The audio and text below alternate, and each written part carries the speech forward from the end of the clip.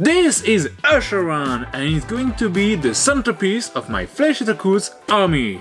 Unfortunately, my Flesh Eater Coats army is the only one that I have that I'm not proud of.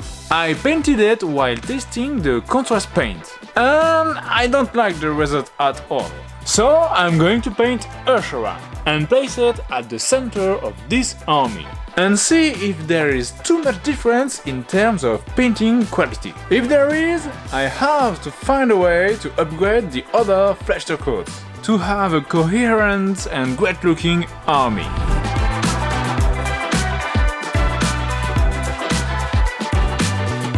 I sub-assembled the miniature so that I have different painting areas. This way I can work on the skin, for example, easier than if the cloak was on. And I can dry brush the fur completely without the fear of overflowing. But I assembled the maximum so that I have not too much separate parts.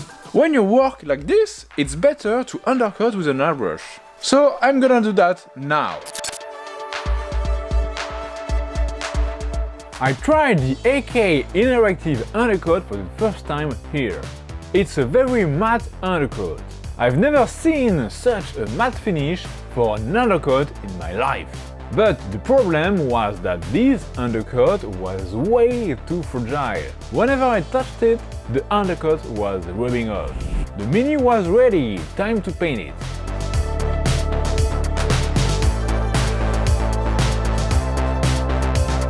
I used the new Infinity 2024 Squeezemar edition and the two thin coats range exclusively for this miniature, because I tested them for two other videos that are available on this channel.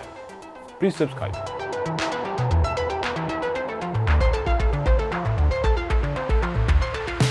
I started with the most important part, the skin.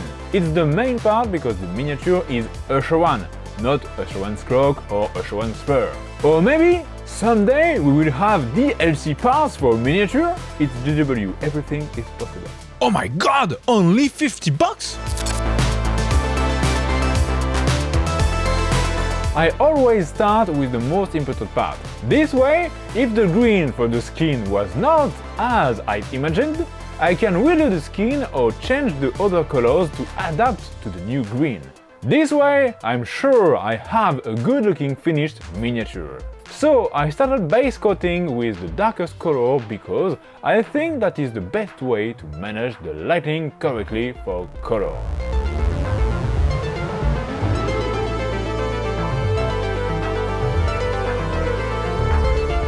Then I highlighted the skin with a mix of green and some beige. I had the perfect deadly looking skin that I wanted. After my last highlight, I used the wash to reinforce the shadows in some areas that I wanted darker.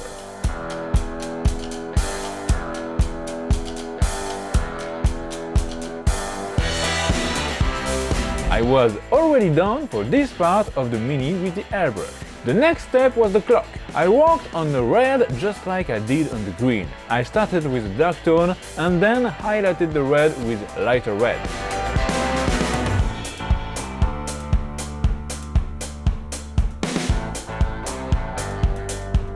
For the red, I didn't have a good shade to start with, so I mixed black and the darkest red and applied it in the recesses to create deep shadows.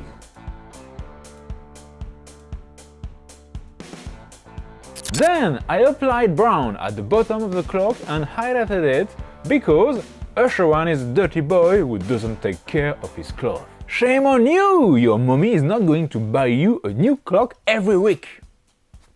Dirty boy, huh? You are so French. And that's it for the airbrush for the cloak. I also use the brush later. Don't worry, John. I know you don't have an airbrush. Subscribe instead of crying.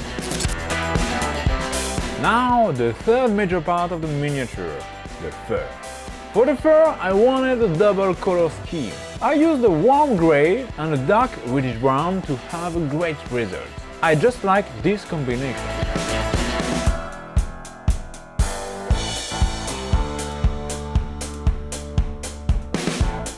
And the last step with the airbrush on the fur was the skin of the fur and the head in it.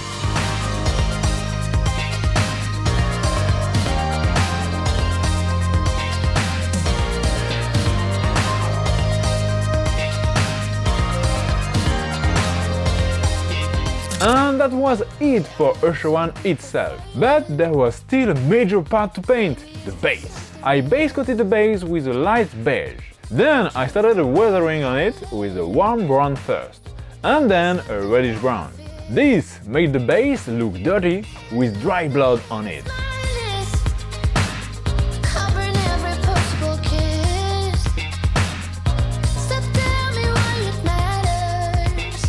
Now that I did all the major parts with the airbrush, I'm gonna move on to the other base colors with the brush.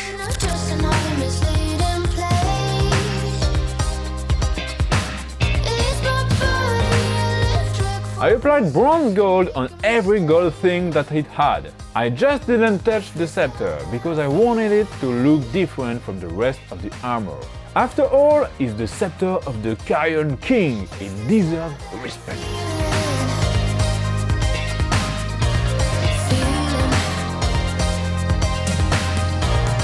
Then I finished the other base colors such as the rope, the chainmail, the hair, etc.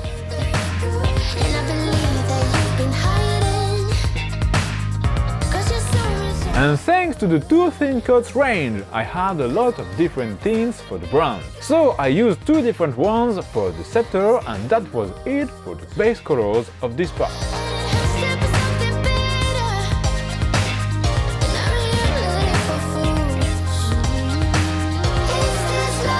I finished all the base color and I'm gonna shade everything. I mostly use brown and black washes on this mini.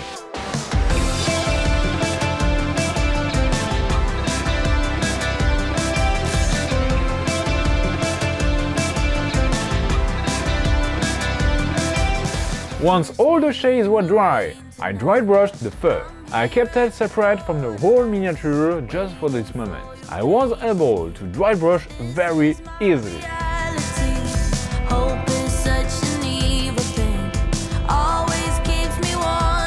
It was actually the last step on the separate parts for Usher itself. So once it was done, I glued back together each part of Usher because to highlight some colors on a miniature, it's way better to have a complete idea of which parts are where and how the light should work on it. With the airbrush in the previous step, I only highlighted the parts on which I was sure where and how the light would work. And I can fix any mistake now, if there are any. Now that every part were glued together, I had a better look at what to do. I decided to start with the fur. As it is the top of the miniature, it made sense to highlight it first. To highlight the skin area, I drew lines in the direction of the skin.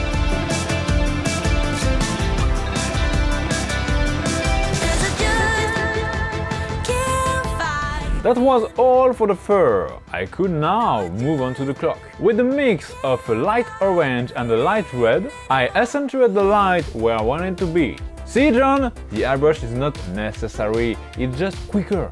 I also edge highlighted the cloak.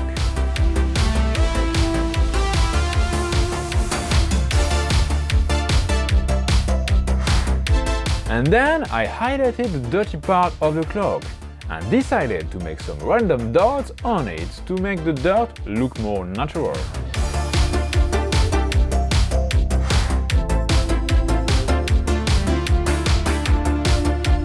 For the majority of other colors like the horns, the hair or the rope, I just used the triad of the two thin coats range. Nothing more and it looked cool.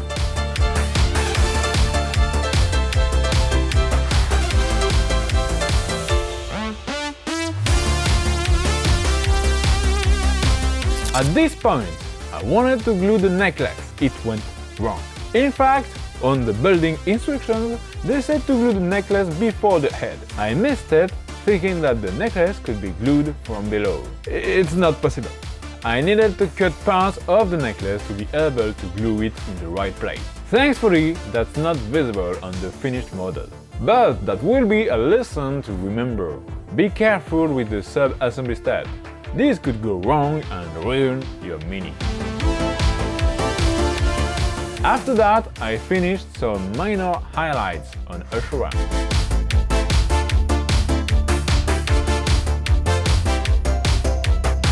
It was time to paint the base, so I dry brushed the base to highlight it and painted all the details that I would lose access to when Usharan would be glued.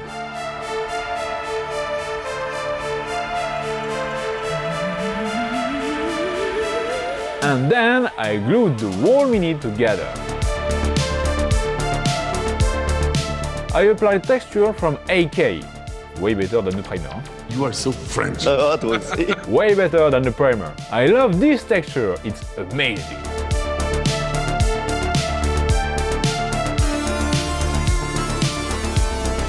There were just the metals left to paint. For metallic highlights, it's important to have some parts almost matte and some parts shiny.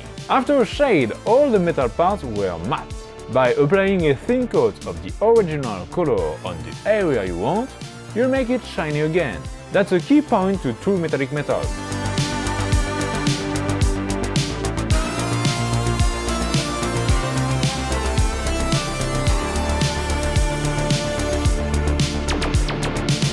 And then I just had to finish the texture paint, and there it was. The masterpiece of my army was finished, ready to lead the Flèche Eater Coups in battle.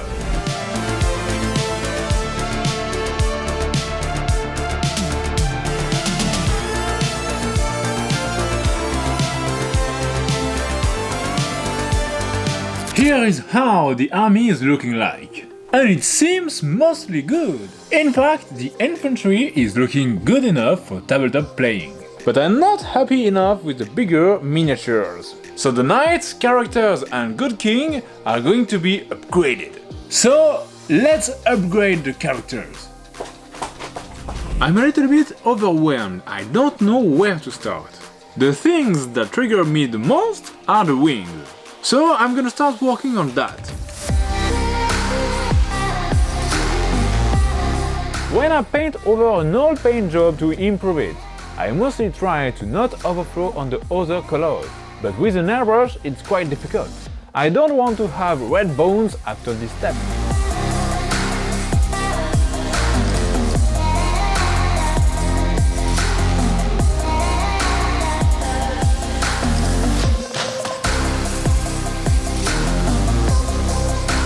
The wings are looking way better now. Now I'm gonna work on the knight. I think that if I shade everything with the brown, it could be good.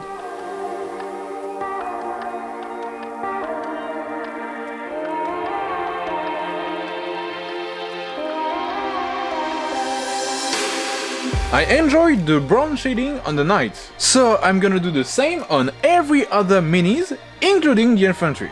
Even if I said earlier that they were okay. I think a little bit of improvement is not so bad.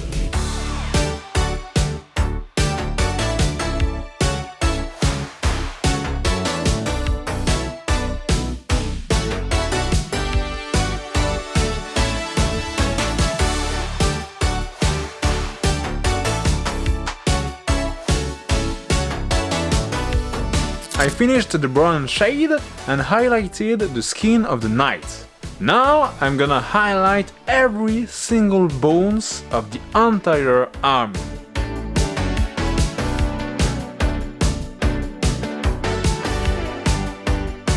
In the end, I highlighted directly on the bones which I had overflow on, and it looked very cool, so I guess I worried too much.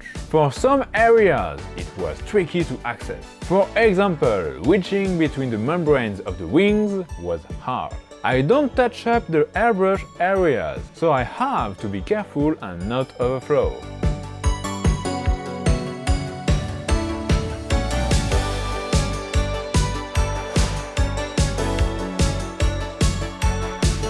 It was a very long step, but it's already looking way better. I love this mini. I'm really happy to have upgraded this army paint job. And I should have done that earlier. Now I'm gonna highlight every paint skin.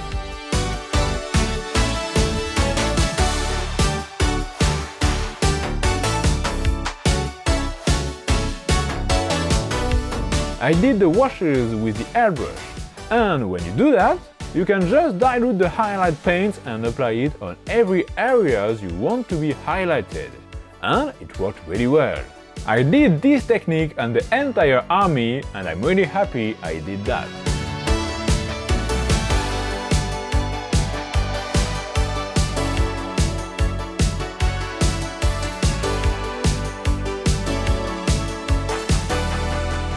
Now I'm gonna make some details on the knights.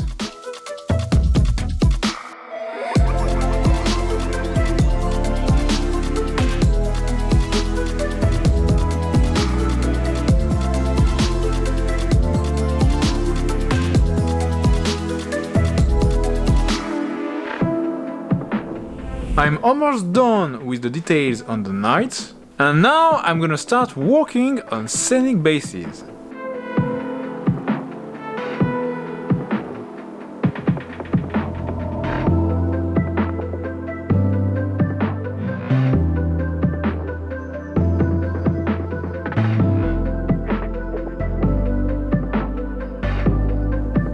Everything is almost finished.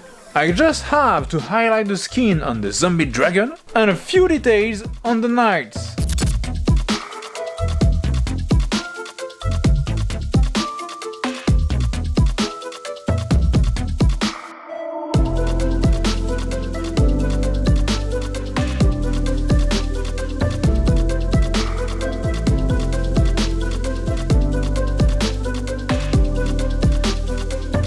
It's over.